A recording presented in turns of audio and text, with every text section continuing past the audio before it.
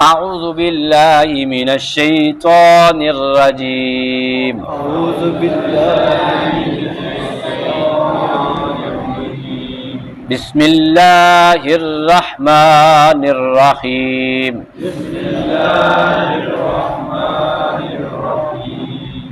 فخلف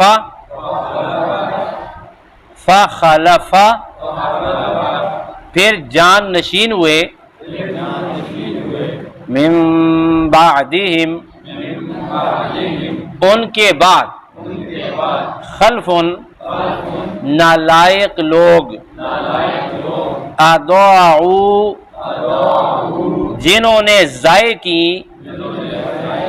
الصلاۃ نماز واتبعوا اور پیروی کرنے لگے الشہوات خواہشات کی فسوف پس ان قریب یلقون جا ملیں گے وہ غیا جہنم کی خوفناک وادی غی سے دوسرا ترجمہ فسوف پس ان قریب یلقون وہ پہنچیں گے غیا انتہا کی گمراہی کو صدق اللہ العظیم اللہم صلی علی سیدنا و مولانا محمد وعلی آل سیدنا وبارک وسلم وصلی علیہ. اس سے پہلے والی آیت میں اور اس آیت سے پہلے والی آیات میں کن لوگوں کا ذکر ہوا؟ اللہ کے انتہائی مقدس اور بزرگیدہ لوگوں کا ذکر ہوا جنہیں انبیاء کہتے ہیں. اور کل والی جو آیت تھی بڑی آیت تھی، اور اس آیت میں بھی ان تمام مقدس ہستیوں اور ان کی نیک اولادوں کا ذکر ہوا، اور ان لوگوں کا ذکر بھی ہوا جنہیں اللہ نے فرمایا ہم نے انہیں ہدایت عطا فرمائی، اور پھر ان کا ذکر بھی ہوا جنہیں اللہ نے فرمایا ہم نے انہیں چن لیا. پھر ان کی خوبصورت صفت اللہ نے بیان کی کہ جب ان کے سامنے آیات الرحمن پڑھی جاتی تھی تو وہ دل کے اتنے نرم تھے اور ان کے دل میں آیات لگتی تھی، آیتیں لگتی تھیں، اور وہ روتے ہوئے سجدے میں گر پڑتے تھے.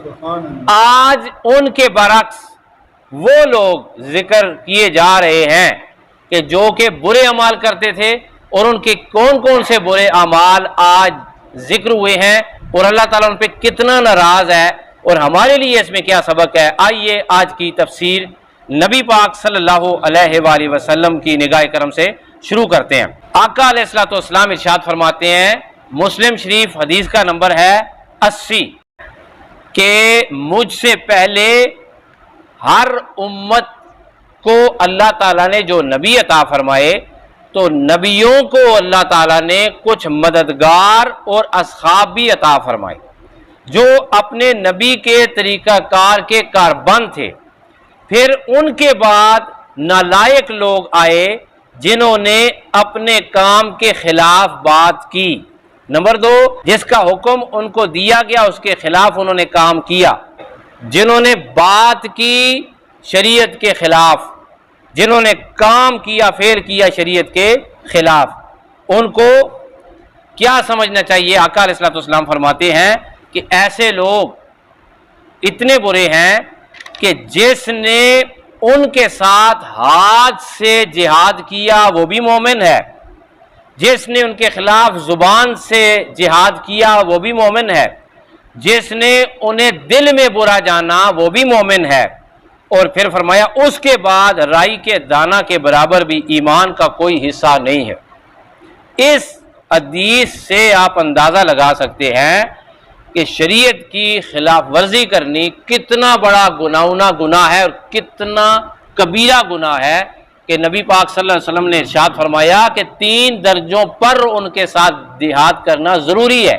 ان کے ساتھ ہاتھ سے جہاد کرو، زبان سے جہاد کرو، ان دونوں کی سکت نہیں ہے تو کم از کم انہیں دل میں برا جانو. حدیث کا مزاج یہ بتاتا ہے کہ نبی پاک صلی اللہ علیہ وآلہ وسلم کی امت میں بھی اور حضور کے بعد بھی ایسے لوگ ہوں گے اور ہوئے کہ جو نیک تھے اور نیکی کا حکم دیتے تھے، جو نیک ہیں اور نیکی کا حکم دیتے ہیں۔ اس کے برعکس کچھ ایسے بھی ہیں کہ جو زبان سے بھی شریعت کی خلاف ورزی کرتے ہیں، ہاتھ سے بھی شریعت کی خلاف ورزی کرتے ہیں، اپنے فعل سے بھی شریعت کی خلاف ورزی کرتے ہیں۔ ایسے لوگوں کے خلاف بھی جہاد کرنا واجب ہے۔ اب دیکھیں آیت کے پہلے حصے میں فرمایا کہ فخلف من بعدہم خلف، ان کے بعد جانشین ہوئے ان کے نالائق لوگ۔ پھر ان نالائق لوگوں کی دو بری عادتیں بتائی گئیں۔ نمبر ایک، وہ نماز کو ضائع کرتے تھے۔ مستدرک للحاکم حدیث کا نمبر ہے 3469۔ عقبہ بن عامر رضی اللہ تعالیٰ عنہ ارشاد فرماتے ہیں، آقا علیہ الصلوۃ والسلام نے ارشاد فرمایا کہ میری امت میں کتاب والے اور دودھ والے ہلاک ہوں گے۔ حضرت عقبہ بن عامر رضی اللہ تعالیٰ عنہ پوچھتے ہیں، یا رسول اللہ صلی اللہ علیہ وسلم یہ کتاب والے کون ہیں؟ آقا علیہ الصلوۃ والسلام نے جواب دیا، کتاب والے وہ لوگ ہیں جو دین سیکھیں گے اس لیے کہ اس کے ذریعے وہ ایمان والوں کے ساتھ مناظرہ کریں، ایمان والوں کے ساتھ مقابلہ کریں، وہ بھی ہلاک ہوں گے۔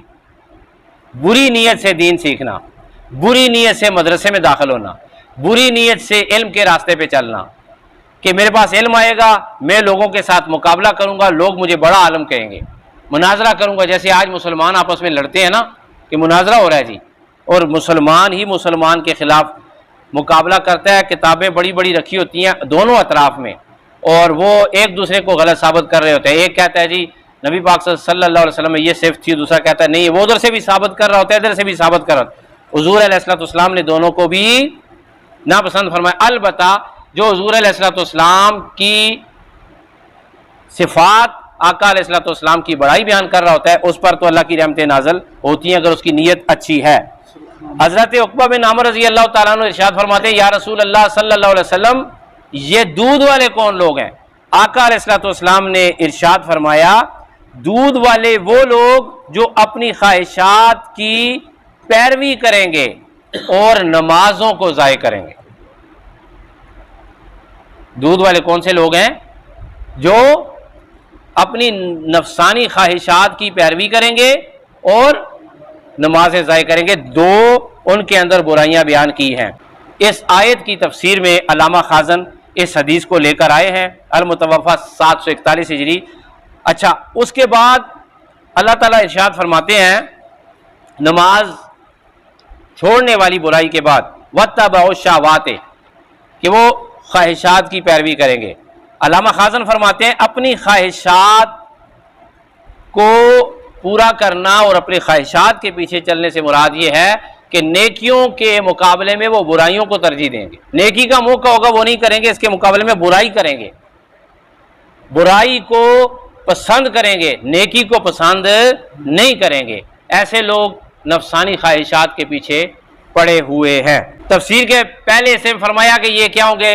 نالائق لوگ ہوں گے۔ دوسرے حصے میں نالائق ہونے کی وجہ بیان کی گئی کہ ان کے اندر ایک خرابی ہوگی کہ وہ نماز کو ضائع کریں گے، اور دوسری خرابی کیا ہوگی کہ وہ خواہشات کی پیروی کریں گے۔ نبی پاک صلی اللہ علیہ وآلہ وسلم کی حدیث بخاری شریف، حدیث کا نمبر ہے 3602، چھوٹی سی حدیث ہے۔ نبی پاک صلی اللہ علیہ وسلم ارشاد فرماتے ہیں جس کی نماز فوت ہوگی، جس کی نماز فوت ہوگی، گویا کہ اس کے اہل و عیال اور مال جاتے رہے۔ اور دوسرا مفہوم کیا ہے؟ جس کی نماز فوت ہوگی گویا کہ اس کے مال اور اہل و عیال فوت ہو گئے۔ اس کا حدیث کا جو مفہوم ہے، یہ تشریح یہ بتاتی ہے کہ جو بندہ اپنی نمازوں کو ضائع کرے گا، اس کے پاس مال ہوگا، ہلاک ہو جائے گا، اس کے اہل و عیال میں برکت نہیں ہوگی، اہل و عیال اس کے فرما بردار نہیں ہوں۔ اب جس کی نماز فوت ہوگی، اس کی طرف بھی ذرا غور کریں۔ جس کی نماز فوت ہوگی، ہماری کتنی نمازیں ہیں؟ پانچ نمازیں ہیں نا۔ ان 5 نمازوں کی طرف جس کی صبح کی نماز فوت ہوگی، اس کے مال بھی ہلاک ہو گئے، اس کے اہل بھی ہلاک ہو گئے۔ جس کی ظہر کی نماز فوت ہو گئی اس کے اہل بھی ہلاک ہو گئے، اس کے مال بھی ہلاک ہو گئے۔ جس کی عصر کی نماز فوت ہو گئی اس کے اہل و مال فوت ہو گئے۔ جس کی مغرب کی نماز فوت ہو گئی اس کے اہل و مال فوت ہو گئے۔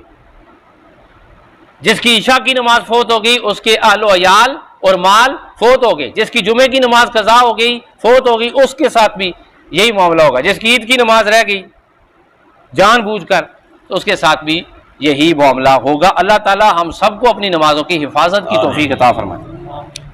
اب آیت کا آخری حصہ، بہت سارے علماء کرام نے اس کے مختلف تراجم کیے ہیں، دو کامن قسم کے ترجمے ہیں۔ اللہ تعالیٰ ارشاد فرماتے ہیں ان کا انجام کیا ہوگا؟ فسوف، ان قریب وہ، یلقون، پہنچیں گے، غیا، جہنم کی خوفناک وادی غی میں۔ اور دوسرا ترجمہ جو علماء کرام نے کیا وہ یہ ہے، فسوف، ان قریب، یلقون، وہ جا ملیں گے، غیا، انتہا کی گمراہی سے۔ انتہا کی گمراہی بھی اللہ سے دوری ہے۔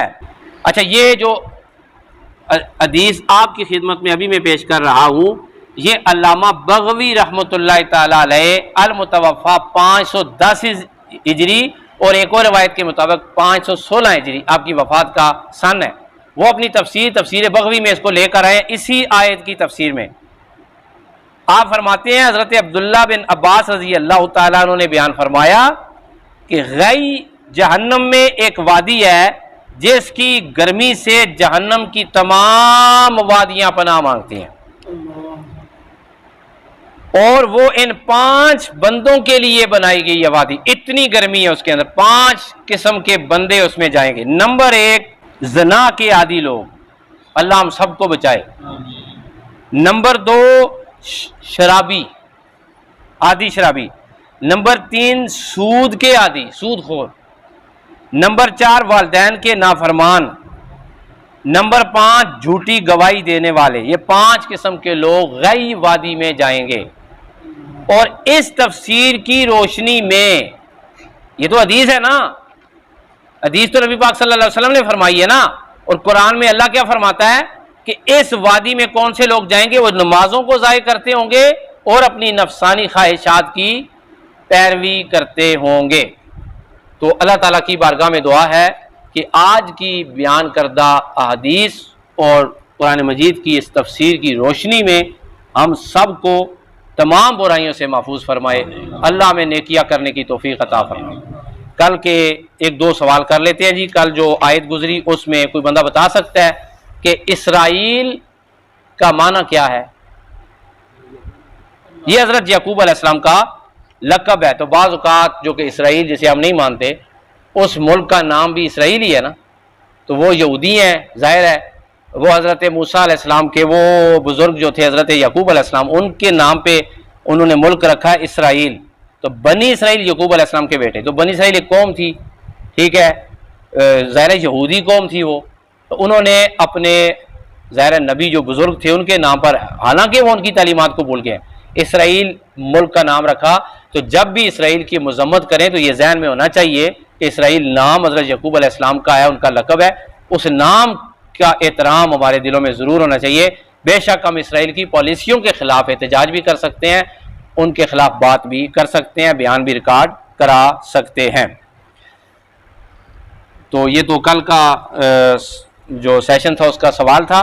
آج کے لیے سوال نوٹ کر لیجئے جی۔ آج کا سب سے پہلا سوال یہ ہے کہ فخلفا کا ترجمہ کیا ہے؟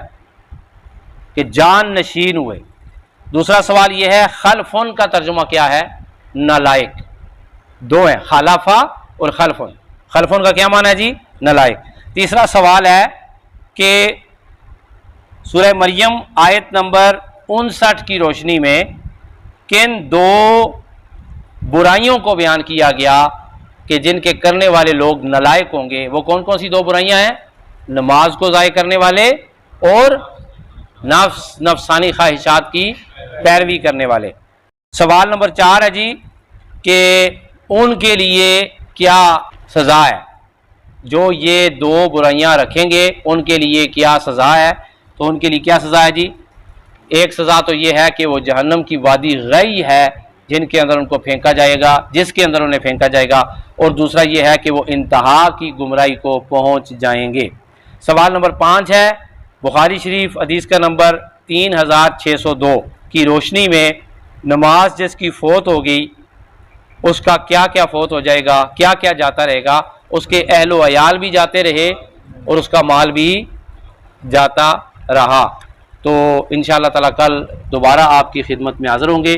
اللہ تعالیٰ ہم سب کو قرآن مجید سے جڑے رہنے کی توفیق عطا فرمائے۔ وآخر دعوانا ان الحمدللہ رب العالمین۔